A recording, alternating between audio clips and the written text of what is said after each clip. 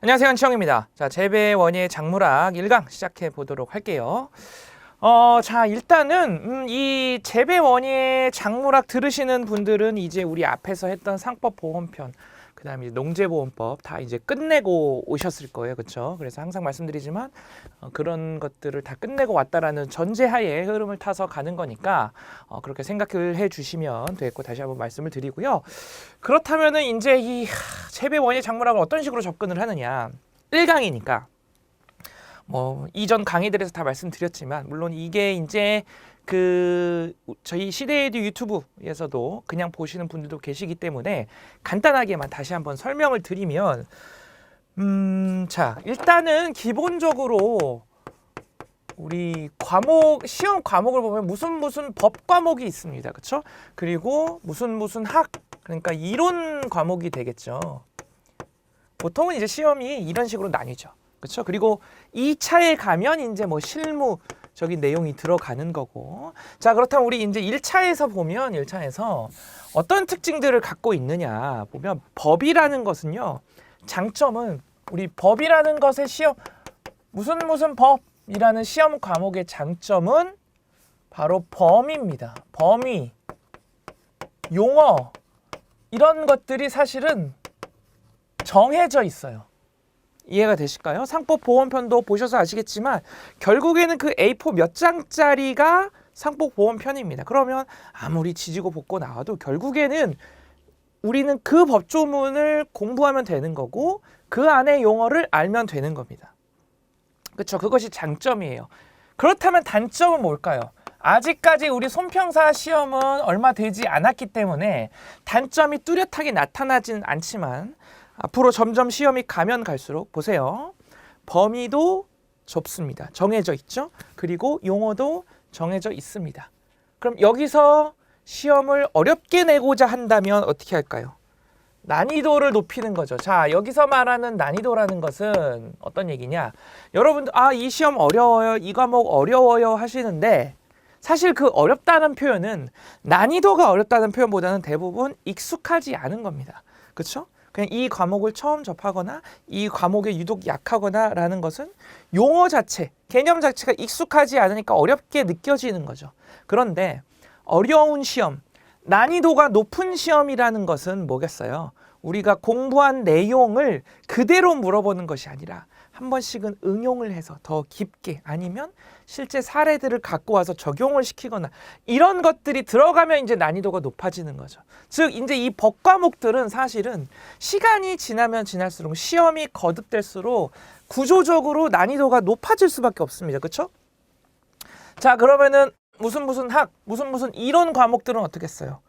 반대가 되겠죠. 반대가. 자, 단점부터 볼까요? 이렇게 가져가면 되죠. 이렇게. 그러니까 자, 보세요. 무슨 학, 무슨 이론은 사실 범위와 용어가 정해져 있지 않습니다. 그렇겠죠. 단지 우리 지금 여러분들 손평사 특히나 재배 원예 작물학 교재를 여러분들 뭐 시중에서 보시면 사실은 책의 내용이 다 제각각일 거예요. 그럴 수밖에 없습니다. 왜냐? 손해사정사 시험을 봤을 때 손해사정 이론이라는 과목이 있거든요. 그것은 시중에 나와 있는 책의 내용이 거의 다 사실 이제 비슷합니다. 왜? 시험이 이제 40몇 회 정도 됐거든요. 그러다 보니까 이론 시험에 나오는 내용들이 어느 정도로 간추려져 있어요. 하지만 그래도 이론이기 때문에 의외의 문제들이 나오긴 하지만 그래도 40몇 회의 어떤 시험을 거치면서 어느 정도 정형화가 이제 됐습니다. 표준화가 됐는데, 사실은 우리 손평사 시험은 이제 6년 차가 되죠. 아직 표준화 단계에 이른 것이 아닙니다. 그래서 여러분들 시중 책을 보시면 내용이 사실은 제각각인 경우가 많습니다. 그리고 우리 책은 굉장히 내용이 두껍죠. 두꺼운 게 사실은 꼭 좋은 건 아닙니다. 두껍죠. 근데 어떤 책은 또 굉장히 얇아요. 그러니까 굉장히 그리고 거기에 들어있는 내용도 다 천차만별입니다. 그 말은 즉슨 뭐냐면 표준화를 시킬 수가 없는 거예요. 기본적으로. 아직까지는. 용어도 마찬가지입니다. 특히나 이 재배학 원예 작물학 같은 용어는 여러분들, 자, 무슨 학, 무슨 이론의 어떤 시험 문제, 교재가 만들어지는 과정은 어떻게 했어요? 교수님들, 학계의 어떤 교수님들의 전문가분들께서 이제 책을 쓰고 만드시겠죠. 그렇죠? 시험 출제를 하시고 이렇게 하시겠죠. 그럼 그분들은 사실 국내에서 배운 분들도 계시겠지만 또 외국에서 배운 분들도 실제적으로 많이 계십니다. 영어권, 일어권. 그렇죠? 그렇기 때문에 쓰는 용어도 다 제각각이에요. 제각각. 어떤 거는 한자어. 근데 한자어도 같은 의미인데 두 가지로 표현되는 게 있습니다. 어떤 거는 영어, 어떤 거는 뭐 일본어에서 온 거 엄청 많거든요. 그러다 보니까 그런 것들이 너무 힘든 거죠. 그리고 거기 플러스 알파, 아까 말씀드렸듯이 시험이 몇 회 안 됐기 때문에 아직 표준화가 되지 않은 점이 이 재배 원예 작물학의 가장 큰 단점, 어려운 점이 되겠어요. 장점은 뭘까요? 장점은 그렇게 난이도가 있지는 않습니다. 이해되시겠죠? 그렇죠? 그러면 자, 우리 이제 재배 원예 작물학으로 들어와서 우리 여태까지 공부를 이런 식으로 이런 어떤 전략을 세우고 했어요. 1차 과목이 상법 보험편이 있고, 그렇죠? 그다음에 농재보험법이 있고, 이 재배 원예 작물학이 있고, 제가 앞으로는 재배학이라고 줄여서 부르겠습니다. 여러분들. 이렇게 있으면 자, 우리 사실은 가장 많이 힘을 줬던 것은 여기였습니다. 왜?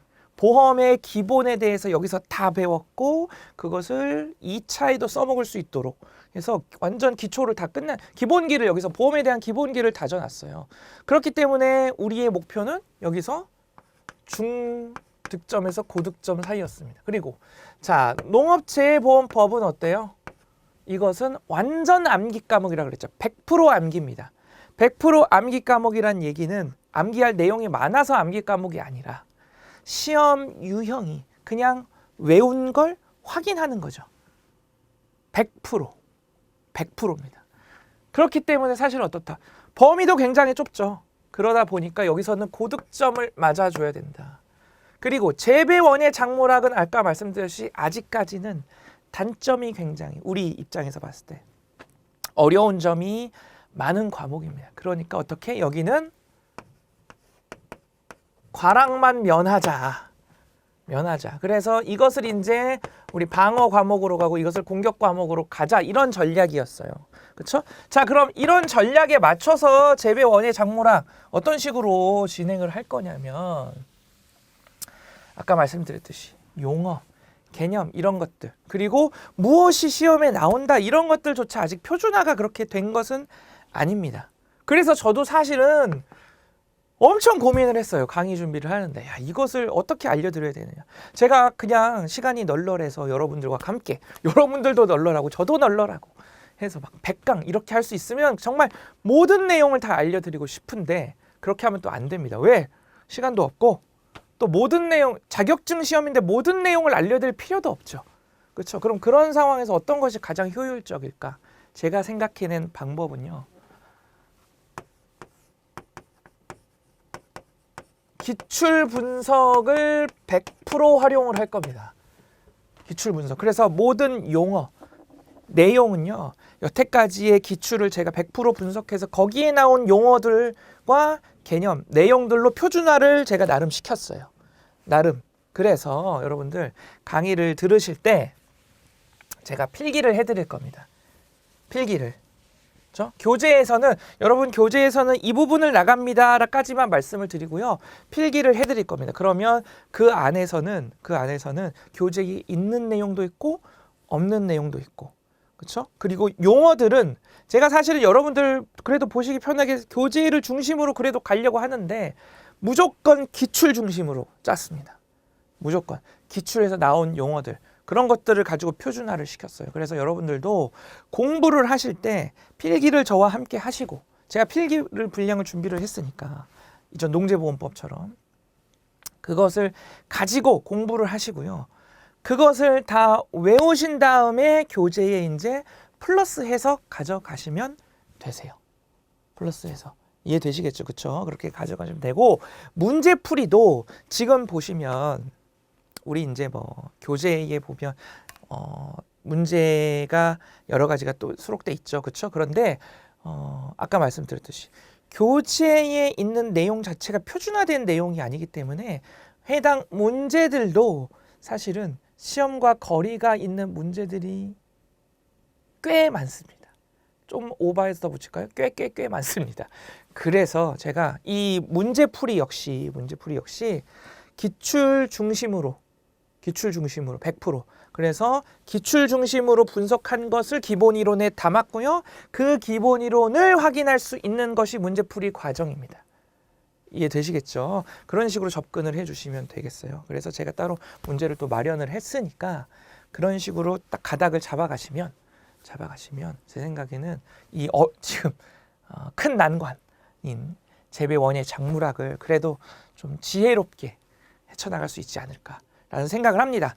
자, 그러면 1강을 이제 시작을 해볼게요. 1강에서 무슨 내용을 할 거냐면요. 우리 재배 작물에 대한 이야기를 할 건데 그 중에서도 작물의 분류에 대한 이야기를 할 겁니다. 그래서 이런 식으로 갈 거예요. 앞으로도 교재 보시면 재배 기원과 현황 뭐 이렇게 나와서 쭉 내용이 있죠. 이런 걸 다 할 수도 없고 사실 다 할 필요도 전혀 없습니다. 이해되실까요? 시험 위주로 하는 거예요. 그래서 지금 보시면 첫 페이지에 우리 작물의 개념, 재배의 개념 있죠. 그리고 한 장, 두 장, 세 장, 네 장 넘기시면 이 작물의 분류가 있습니다. 여기에 대한 내용을 정리를 해드릴게요. 자, 일단은 앞으로 이렇게 조금 시작을 계속 할 거예요. 뭐냐면 자, 제가 문제를 보여드릴 겁니다. 자, 볼게요. 농업상 용도에 의한 작물의 분류로 옳지 않은 것은 그랬습니다. 그래서 보기가 이렇게 나왔어요. 실제 기출 문제입니다. 그래서 앞으로 항상 매 강의마다 문제들을 보여드리고 시작을 할 거예요. 푸는 게 아니라 그냥 보여드리고 시작을 할 거예요. 왜냐하면 아까 말씀드렸듯이 우리 재배학 특히나 처음 하시는 분들 그리고 사실 재배학을 좀 아시는 분들도 시험에 맞춰서는 공부하기가 굉장히 감을 잡는 것 자체가 어렵습니다. 그렇다고 해서 여러분들 스스로 기출을 뒤져서 여기에 나온 내용만 공부하거나 이렇게 하는 것도 굉장히 어렵죠. 그러니까 제가 각 강에 맞춰서 내용에 맞춰서 문제들을 미리 보여드릴 겁니다. 여러분 이런 식으로 나옵니다. 따라서 우리는 이걸 공부할 거예요 라는 감을 먼저 잡게 해드리는 거예요. 이 단계는. 그래서 보시면 농업상 용도에 의한 작물의 분류로 옳지 않은 것은 결국에 키워드는 작물의 분류입니다. 그래서 오늘 공부할 내용들도 여러 작물의 분류에 대한 이야기를 할 거예요. 작물이 이렇게 분류된다. 그런데 그 분류되는 양이 많습니다. 많아요. 그 분류되는 양이. 자, 그리고 다음 중 전분 작물에 해당하는 것은 했습니다. 그러니까 그 작물 중에서도요. 전분 작물이라는 게 있고 그 전분 작물에 해당하는 작물이 뭔지까지 사실은 알아야 되는 겁니다. 이렇게 하면 조금은 벌써 힘든 느낌이 드시죠? 그렇죠? 근데 여태까지 저랑 강의를 해보셔서 아시겠지만 되도록이면 전 진짜 빼고 싶고 여러분들한테 알려드릴 때 빼고 싶고 간단하게 만들고 싶은데 실제로 문제들이 그런 식으로 나오기 때문에 어쩔 수 없습니다. 그래서 우리 1강 시작할 때부터 그런 점들 감안하고 오케이 내가 빡세게 한번 이거 공부해 보겠다라는 좀 각오를 좀 가지시고요. 공부할 필요가 있어요. 실제적으로 이런 문제들이 나옵니다. 실제적으로. 그래서 뭐 보시면 그나마 이제 위안 삼으실 것은요. 작물이 그렇게 또 엄한 작물은 안 나옵니다. 이상한 작물, 못 들어본 작물까지는 안 나오고요. 제가 그 작물을 정리를 해드릴 때 이 작물에는 이것이 있습니다라고 할 때는 대부분 여러분들이 아실 만한 내용까지만 필기를 해드리고요. 한두 개 정도만 좀 특별한 거를 추가해 드릴게요. 만약을 대비해서.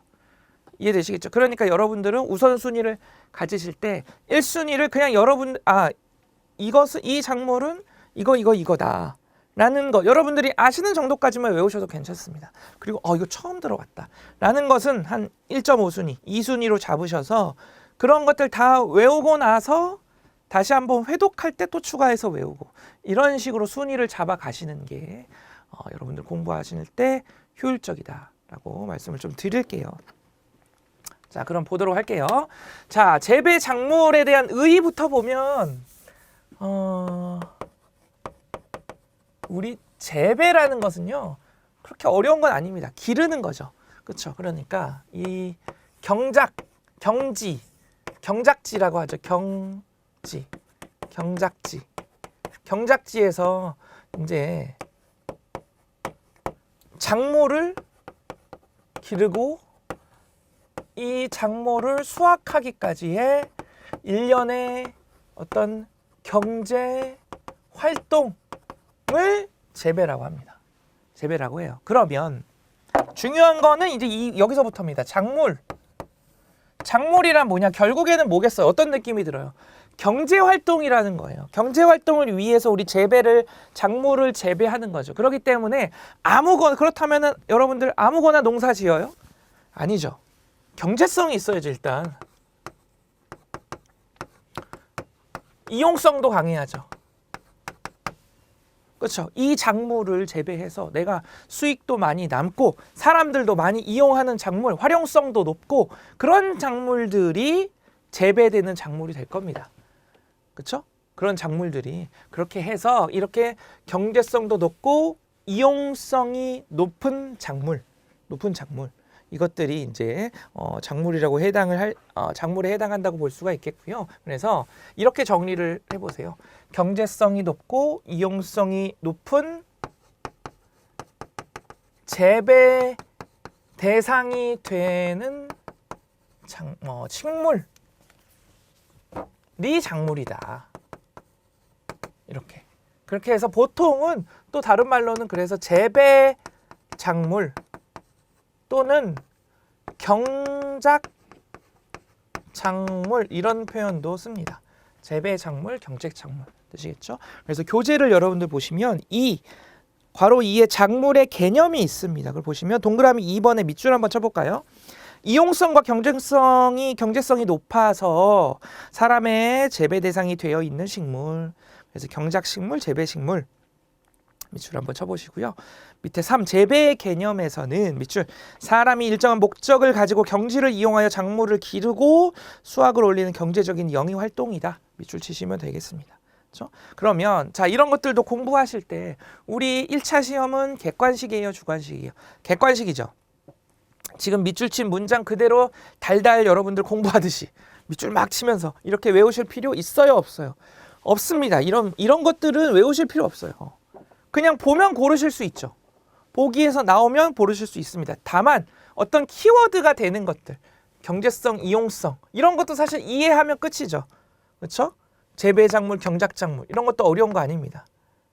그러니까 결국에는 이제 이런 감각을 가져가셔야 돼요. 1차 시험은 객관식 시험이니까 내가 달달 외울 것 그리고 몇 번 읽어보고 넘어갈 것 이런 것들이 구분이 되셔야 공부를 하면 하실수록 여러분들만의 노하우가 그게 생기시는 거예요. 공부의 노하우가. 아시겠죠? 그렇게 가시면 되겠고 자 그러면 작물의 분류로 들어가겠습니다. 본격적으로. 작물을 어떤 식으로 분류를 하느냐. 작물의 분류로 들어가면 크게는 두 가지로 나눌 수가 있어요. 첫 번째는 일반적인 분류입니다.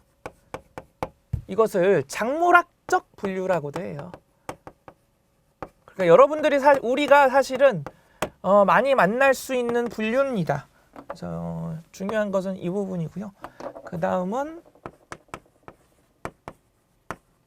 생태학적 분류로 나눌 수가 있습니다. 그러니까 쉽게 말해서 재배 환경이 영향을 많이 미친다. 그렇게 생각하시면 되겠어요. 그러면 우리 일반적인 분류부터 좀 시작을 해보도록 할 거예요. 그래서 일반적인 분류는 크게 5가지 정도로 분류를 해볼 수가 있습니다. 첫 번째는 식용이라고도 표현을 해요. 식량 작물입니다. 뭘까요? 말 그대로입니다. 말 그대로 식량이 되는 작물이 되겠죠. 두 번째는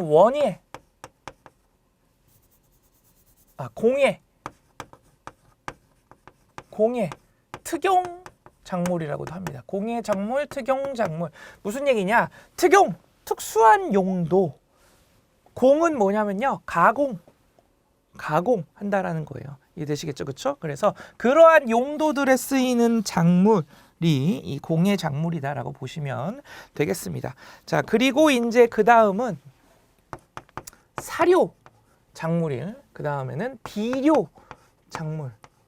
녹비 작물이라고도 하는데요. 사실은 이 두 개를 어떤 책에서는 묶기도 합니다.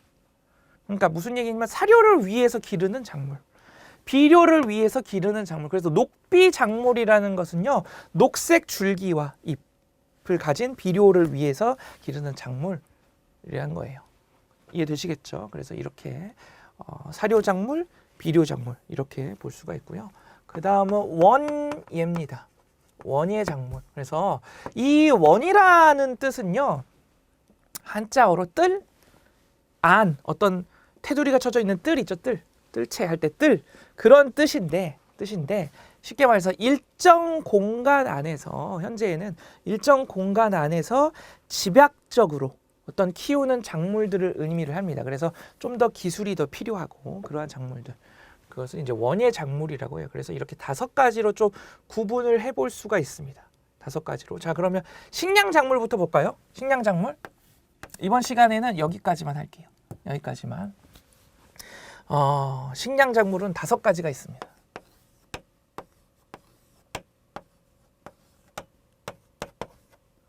자, 첫 번째는 벼가 있고요. 두 번째는 맥류가 있습니다.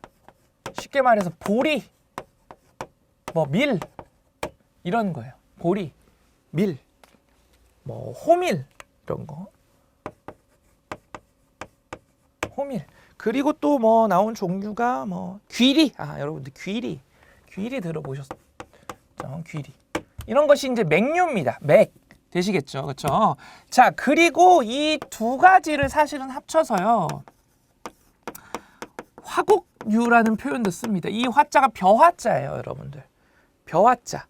그래서 벼에 해당하는 어떤 곡류, 화곡류라는 표현을 씁니다. 그래서 이 화곡류가 종자 있죠, 종자. 우리 종자를 먹는 거죠. 씨를 먹는 거죠. 그렇죠? 종자를 식용으로 쓰는 어떤 작물이다, 종류다라고 생각을 해 주시면 되겠습니다. 그래서 벼, 맥류 이렇게 나누고요. 그 다음은 잡곡류로 나눌 수 있습니다. 옥수수 먼저 적어 보실까요?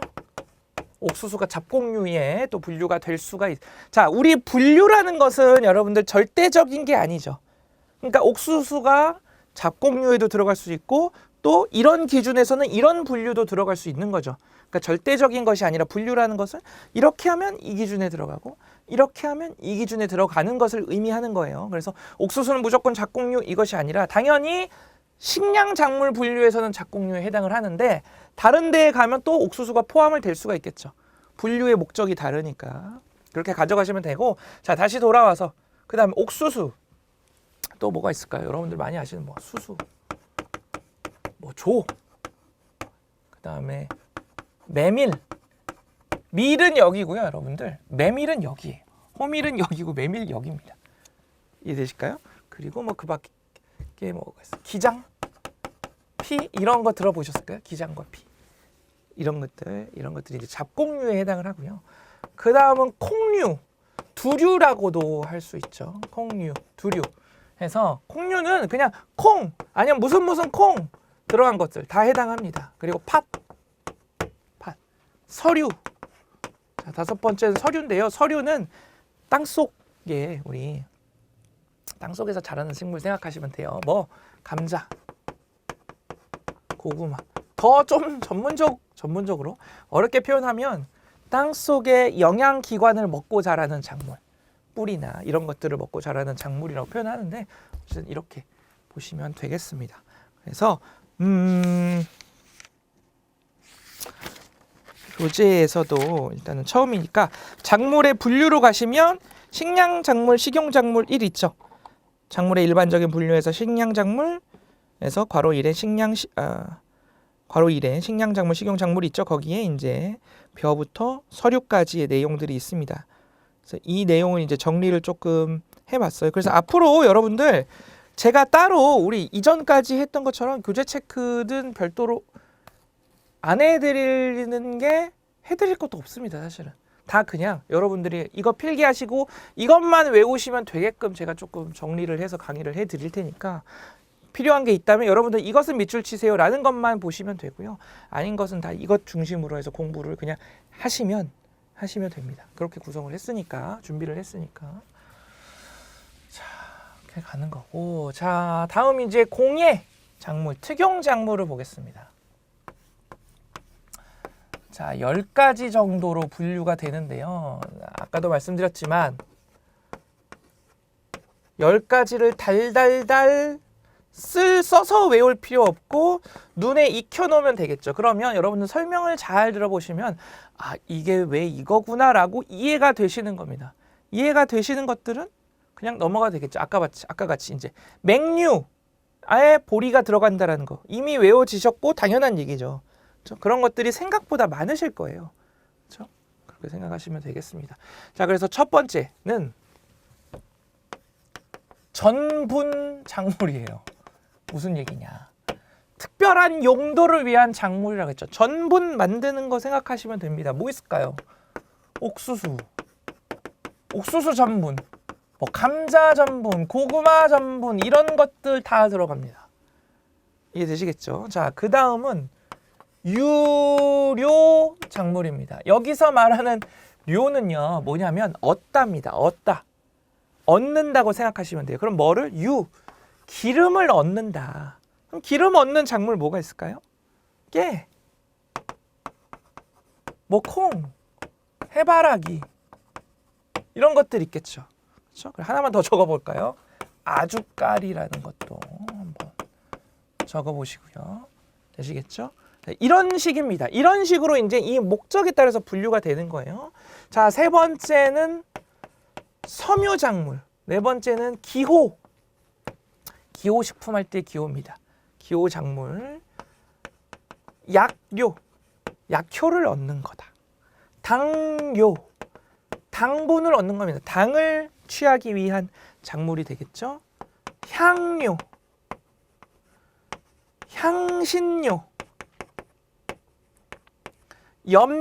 염료가 뭐예요, 여러분? 염색할 때 그 염이죠. 그 다음에 수액, 다른 말로는 수지료라고도 합니다. 수지, 천연수지, 종이 만드는 작물. 되시겠죠? 이렇게 일단은 구분을 할 수가 있습니다. 그러면 이제 점점 근데 굳이 외울 것들 많이 없으세요? 섬유 뭐 있을까요? 많이 들어보셨을 거예요. 목화, 뭐 수세미, 뭐 왕골, 모시 풀 이런 거 있겠죠. 그렇죠? 그리고 뭐 아마, 당나무 이런 것 좀 추가해 보실까요? 아마, 당나무. 네, 이런 것들 좀 추가를 해 보시고 그다음에 기호 작물은 우리 차나 담배 같은 겁니다. 차나 담배. 자, 양료 작물에는요. 박하가 양료 작물에 들어가요. 박하. 아시겠죠? 그리고 여러분들이 잘 아시는 인삼, 그다음에 홉은 보통 어디서 많이 들어보셨어요? 맥주 만들 때 홉 쓴다 많이 들어보셨죠? 그 홉이에요. 당류는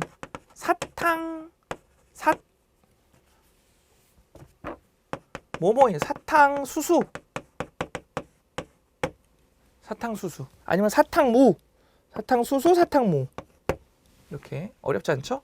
그렇죠? 그렇게 가져가시면은 되겠고 그 다음에 향료는 박하가 여기 또 들어갑니다.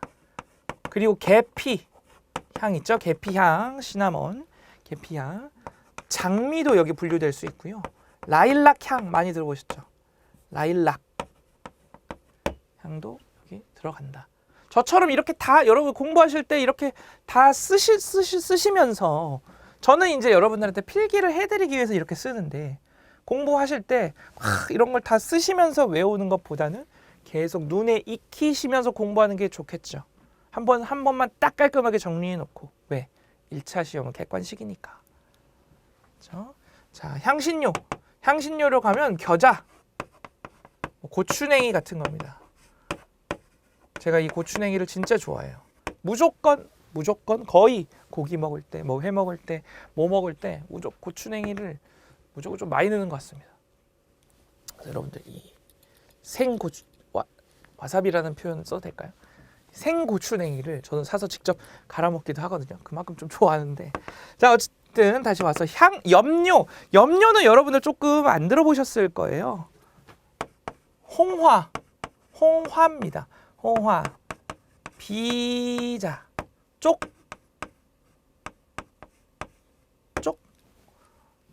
염료 작물에 해당을 하고요.